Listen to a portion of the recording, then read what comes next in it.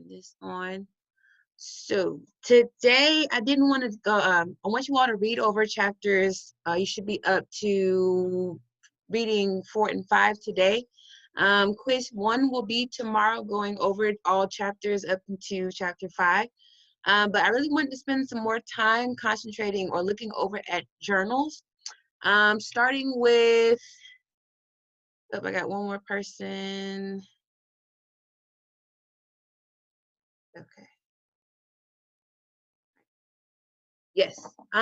So going back over journal 1, thank you all for, of course, for sending in your work for journal 1. Some of the concerns that I have so far, I can see that some of you are putting some thought, for those of you who did turn it in, some of you are putting in some thought into your, who am I missing? Putting thought into your actual concept. And however, I do want you to pull, I want to pull more from you. For your project, you're definitely going to have to go more so in detail with your concept when it comes to the overall ambiance of your restaurant, speaking of like how it's painted, how the chairs are sitting, what a person's going to feel like once they walk into your business. I definitely want to know more of why you picked the location of your restaurant.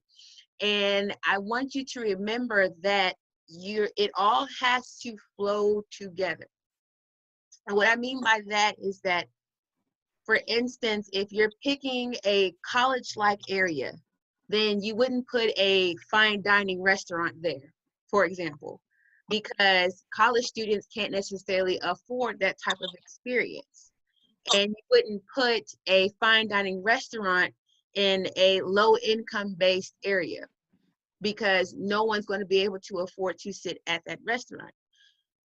So I want you all to remember that the flow of your concept has to be consistent, and it has to all make sense together. I know that this is all new for you all, but that's why I'm here. Thank you all for the ones who did call me to ask for my input. Remember, I'm here at your disposal. Even if you just want to say, Chef, I don't really know what I want to do with my concept, I promise you that I can help bring some ideas out of you.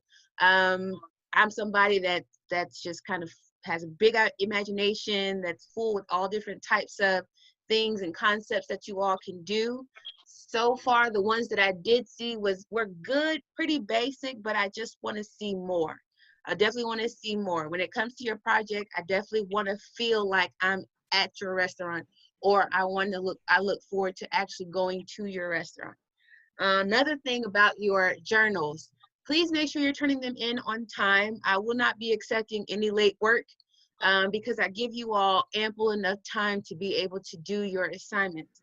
Now, if in a case something is happening and you can't get to your computer, or Moodle is slow, or something that's happening to where you can't get your work in on time, give me a call and we'll talk about it. And then we'll see if possibly granting you an extension.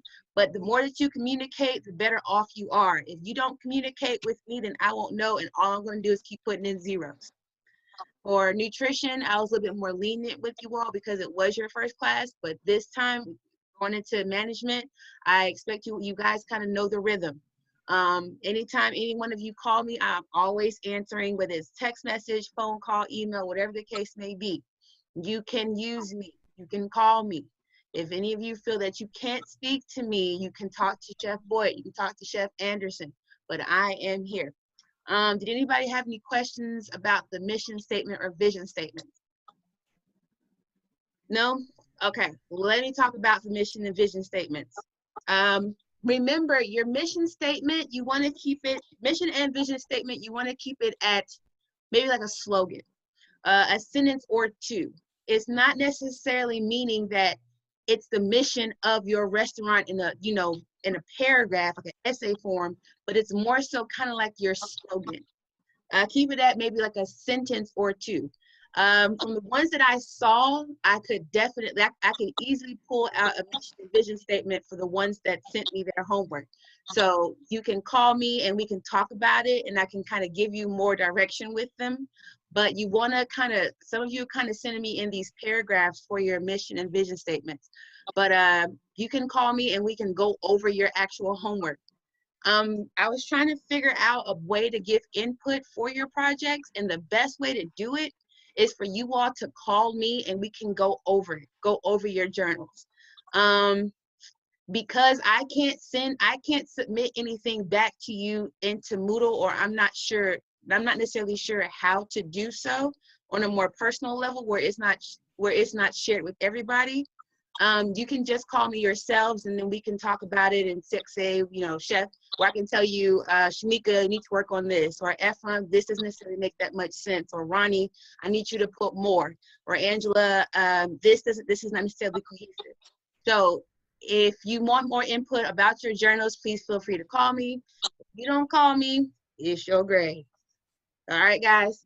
Going into journal 2. Some of you have turned, well, a couple of you have already turned in journal 2, but we're going to go over it right now. So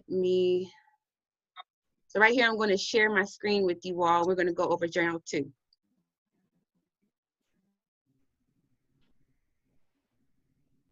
So journal 2 is your interview questions. Let's talk about interview questions. This is the best way to go about interview questions. You don't want to ask questions that you're going to get a rehearsed answer. When I say rehearsed answer, meaning that it's what you want, it's the answer that you want to hear. For example, if you ask a person, why do you want to work here? Why would they want to work there? They need a job. And that's pretty much the answer they're going to give you. Whether it be on a long, or maybe it be in a paragraph form, or it be in just a sentence. That's the answer they're going to give you. I need a job. Find a way to ask questions that reflect the execution of your menu. For example, I was talking to Shamika earlier. If you were doing say you're doing a barbecue shack, well, you want to see if they know anything about barbecue. So I would ask the question, do you know anything about different barbecue styles? Like Kansas City, Connecticut style, dry rub,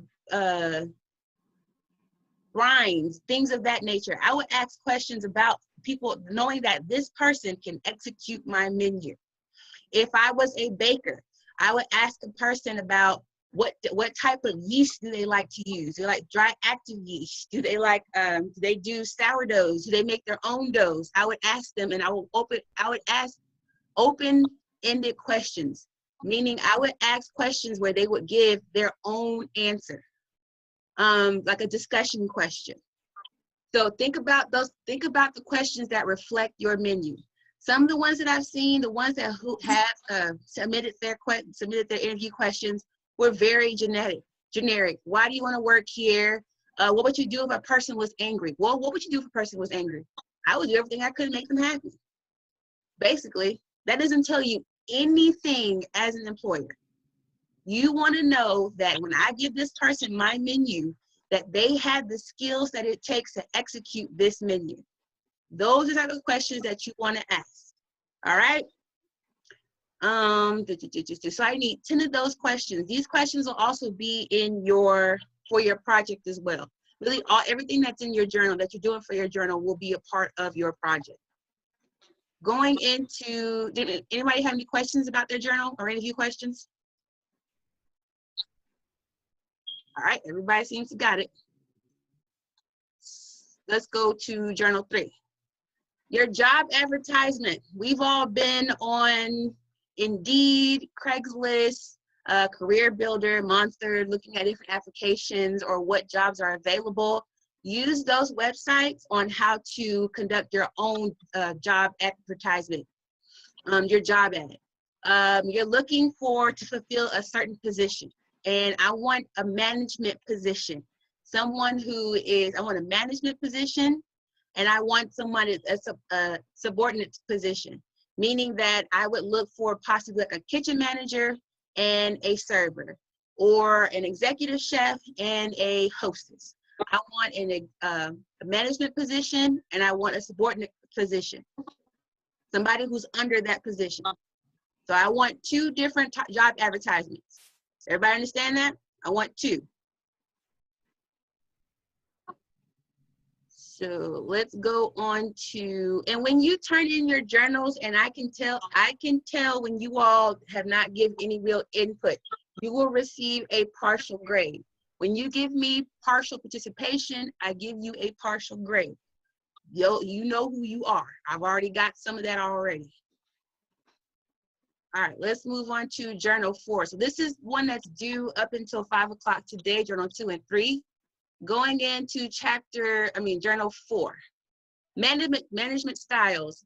Refer to page 10 in your book where it talks about bureaucratic, autocratic, laissez-faire, and I have my book right here. It's 4 different management styles. Yes, autocratic, bureaucratic, democratic, and laissez-faire.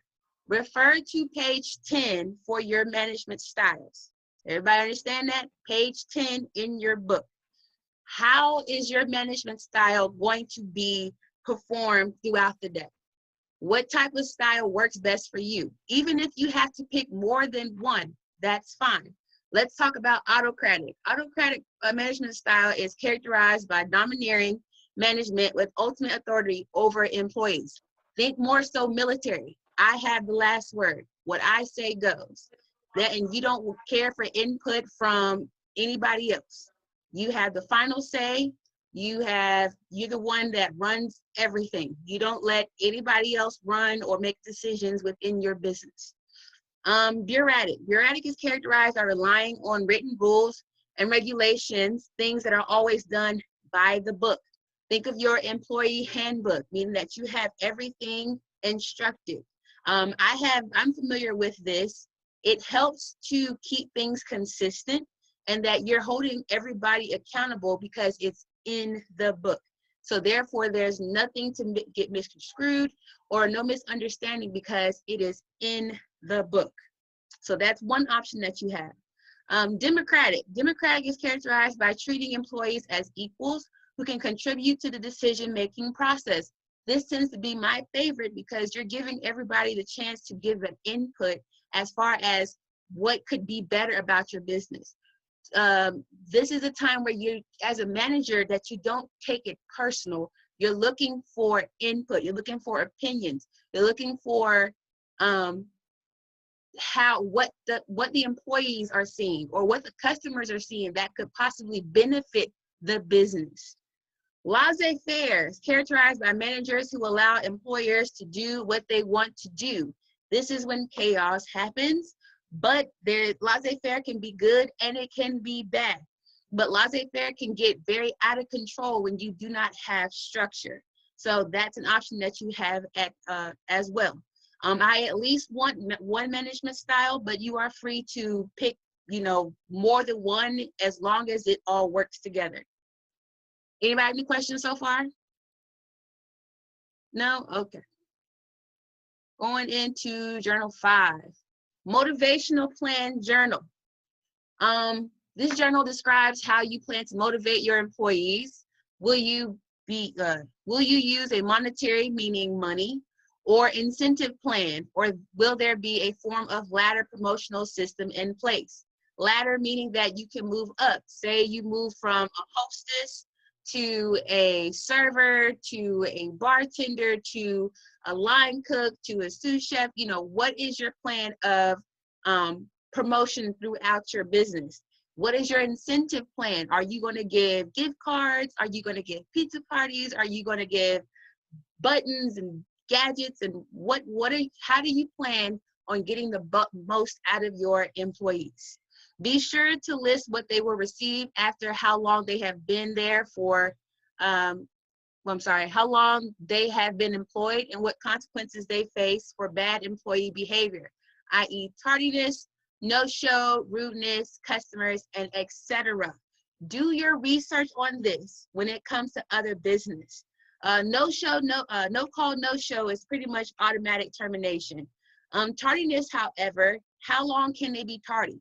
What stipulations can they be tardy? Say they are tardy because they had to take their child to daycare, or they're tardy because they overslept.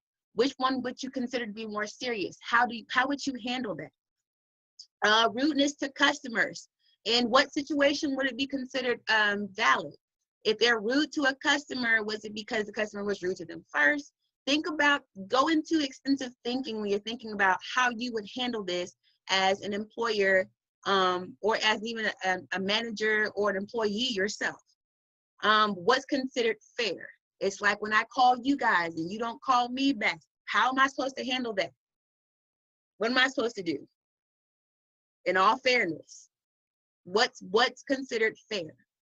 Okay, I want you to think about it that way. So that is your journal. 4 and 5 is due up until 5 o'clock tomorrow. I'm not sure who that was. Yes. And tomorrow also you have quiz 1. You will have the quiz will be open from 8:30 all the way up into 11:59 tomorrow night. So take your time. You have all the material you need right there. All the questions are coming directly from the book. So there's no excuse why you guys should be failing these quizzes. Just to be very honest with you, there's no excuse. You have your books. Take your time. I'm not putting a time limit on the quiz. However, if you do exit out of the quiz, you can't get back into it. I've just let you guys know that. I'm not sure if I let you all know. It will be, if you exit out of the quiz, it will be graded, and I don't think you can get back into it. I'm still working on trying to fix that glitch. But that's pretty much all I had for today. Does anybody have any questions? Nope. If you all need help on your journals, please feel free to call me and I will help you with trying to possibly give you some better examples or probably give you some more direction. So if no one has any questions, you all have a great day.